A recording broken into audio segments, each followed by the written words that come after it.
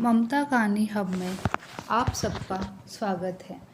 मेरे आज की नई कहानी का शीर्षक है चोर की चिट्ठी। सुबह दूध वाले की आवाज़ से शीला उठ जाती थी और उसकी रोजीना की दिनचर्या भी शुरू हो जाती थी। लेकिन आज दूध वाले की आवाज़ के बाद भी वह बिस्तर से उठी नहीं। नींद तो खुल गई थी, परंतु बिस्तर से उठने की हिम्मत नहीं हुई। थोड़ी देर लेटे लेटे सीलिंग को निहारती रही। फिर जब बेचैनी होने लगी तो बेमन से बिस्तर से उठ गई। स्टोव पर चाय का पानी रखने के बाद अखबार लेने के लिए मेन गेट की तरफ चल दी। फर्श पर पड़ा अखबार उठाते ही वह चौंक गई।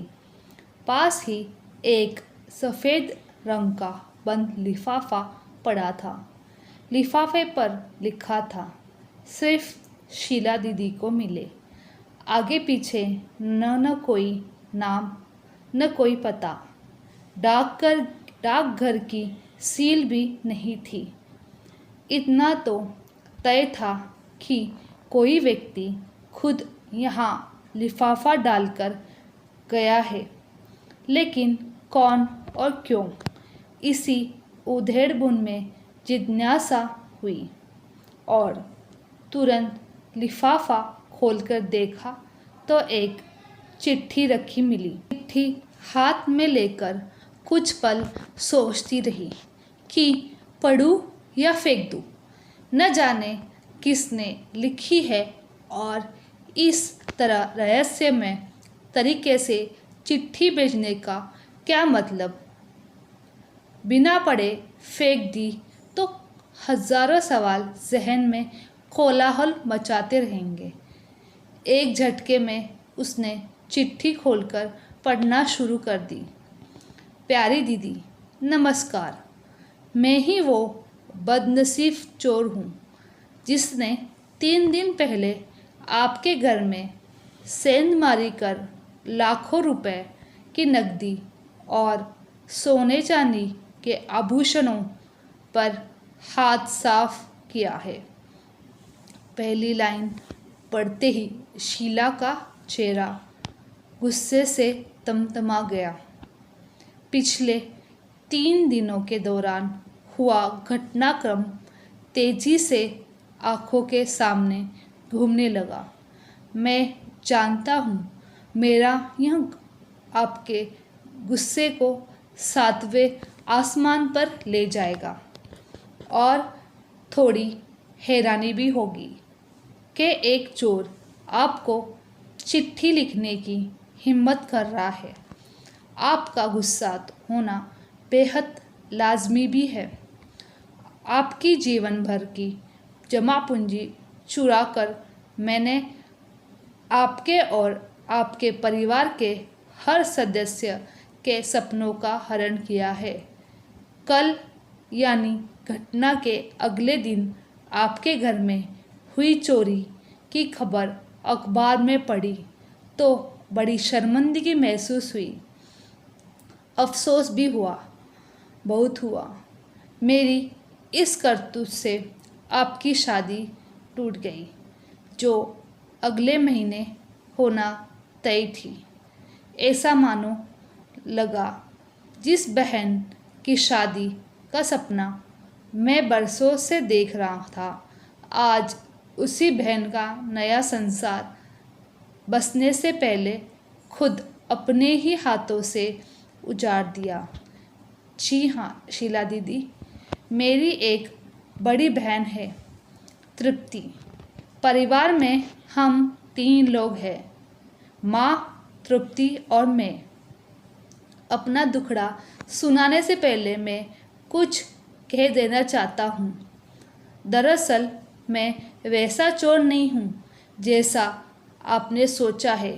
अपने ऐशो आराम या मेहनत से बचने के लिए मैंने ऐसा शर्मनाक और गैरकानूनी कृत्य नहीं किया है। हाँ दीदी, मैं फ़िलहाल बेरोज़गार हूँ। पिता के देहांत मेरे बचपन में ही हो गया था। माँ ने सिलाई कढ़ाई और घरों के काम कर कर हम दोनों भाई बहन का लालन पालन किया और माँ के बलिदान व जुनून की बदौलत ही हम दोनों पढ़ाई कर सके।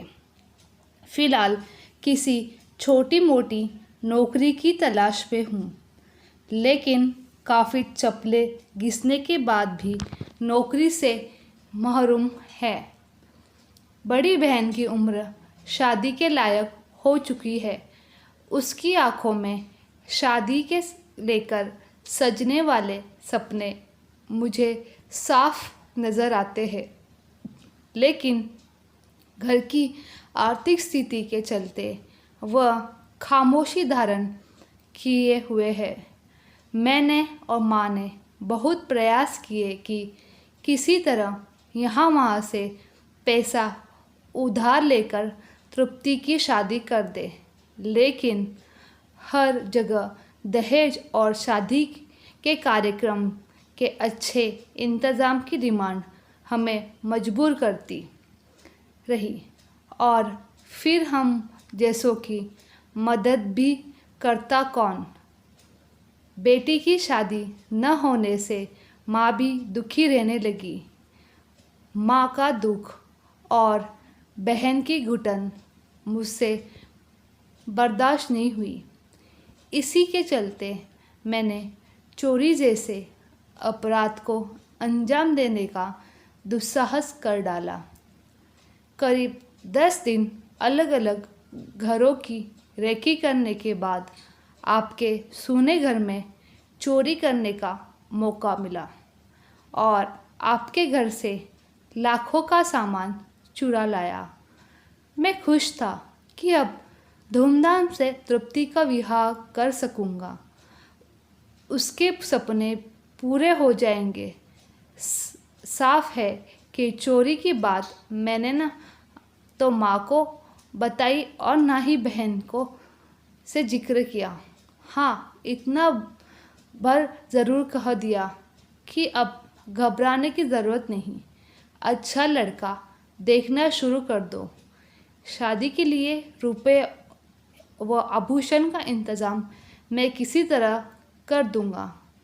माँ व बहन दोनों ही बहुत खुश हुए। इतने खुश हुए कि उन्होंने यह भी नहीं पूछा कि बेटा इतने पैसों का इंतज़ाम कहाँ से और कैसे करोगे। शादी की बात सुनकर तो तृप्ति का चेहरा शर्म और खुशी से दमक उठा था। उसकी खुशी देखकर मैं गदगद हो गया। पहली बार एहसास हुआ कि अपनी जिम्मेदारी और कर्तव्य का निर्वहन करना कितना सुखद और मन को आनंदित करने वाला होता है। बहन की शादी कर हम दोनों माँ बेटे मानो चारों धाम की यात्रा कर लेंगे। लेकिन क्या एक बहन की ज़िंदगी उजाड़ कर दूसरी बहन की खुशियाँ खरीदी जा सकती है? आपकी आँखों से बहते आंसुओं से मेरी बहन के जीवन में कभी खुशियों की बारिश नहीं हो सकती दीदी। मनुष्य को इतना भी निर्दयी नहीं होना चाहिए कि वो अपनी खुशियों के लिए दूसरों का घर संसार उजाड़ दे। तृप्ति के भाग्य में यदि शादी की खुशियाँ लिखी होगी तो वह हर हाल में उसे मिलकर रहेगी। बड़े बूढ़े कहते भी हैं कि भगवान ने सबकी जोड़ियाँ बनाकर ही नीचे भेजा है। मैंने सोच लिया था कि आपके सारे रुपए और एक एक आभूषण आपको लौटा दूंगा। कल दिन भर के चिंतन मनन करने के बाद मैंने सामान लौटने का यह तरीका अपनाया है ताकि आपसे क्षमा याचना भी कर सकूं। हो सके तो मुझे माफ़ कर देना दीदी। मैंने आपका सारा सामान एक थैले में रखकर आपके घर के मेन गेट से टिका कर रख दिया है। जब तक आप सामान नहीं उठाएंगे मेरी नज़र उसी पर जमी रहेगी ताकि कोई भी और सामान न चुरा ले। एक साथ कई तरह के भाव शीला के चेहरे पर आकर धमाचौकड़ी करने लगे। चिट्ठी हाथ में दबाए वह बहुत तेजी से दरवाजे की ओर दौड़ी। एक झटके से दरवाज़ा खोला। थैला वहाँ रखा था। जल्दी से थैला उठाकर वो अंदर ले आई। एकदम से बिस्तर पर पलट दिया। नोटों की सभी गड्डियाँ और एक एक जेवर सही सलामत। उसकी आंखों से आंसू और होठों पर मुस्कान थिरक उठी। शीला ने सारे पैसे और जेवर अपने दोनों हाथों में सिमट कर चेहरे से लगा लिए। फिर अचानक से चिट्ठी का ख्याल आया और एक बार फिर अचानक से वहाँ दरवाजे की ओर दौड़ पड़ी। दरवाज़ा खोलकर उसने चारों तरफ नज़रें फिराकर देखा। सूनी सड़क पर कोई भी नहीं था। चिट्ठी अभी पूर्ण नहीं हुई थी। आगे लिखा था, एक गुजारिश है दीदी, इंसानियत व कानून दोनों की नज़रों से मैंने ऐसे अपराध को अंजाम दिया है और उसकी सज़ा भी कानून में तय है। एक न एक दिन कानून के लंबे हाथ मुझ तक भी पहुंच जाएंगे। मेरे जेल जाने के बाद माँ और तृप्ति की ज़िंदगी बर्बाद हो जाने का पूरा आदेश है।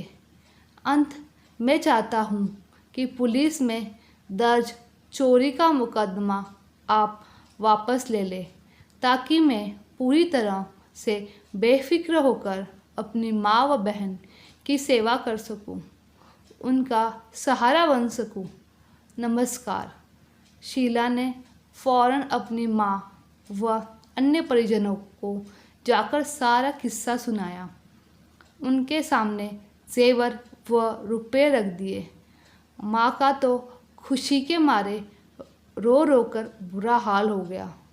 सभी ने भगवान का लाख लाख शुक्र अदा किया और ईमानदार चोर की इंसानियत पर शीला ने चोरी हुआ सामान वापस मिलने की जानकारी पुलिस को देकर अपनी FIR भी वापस ले ली। अगर मेरी कहानी आपको अच्छी लगी तो please like, subscribe and comment my YouTube channel. फिर मिलते हैं अगली नई कहानी को लेकर। तब तक के लिए धन्यवाद। Bye bye.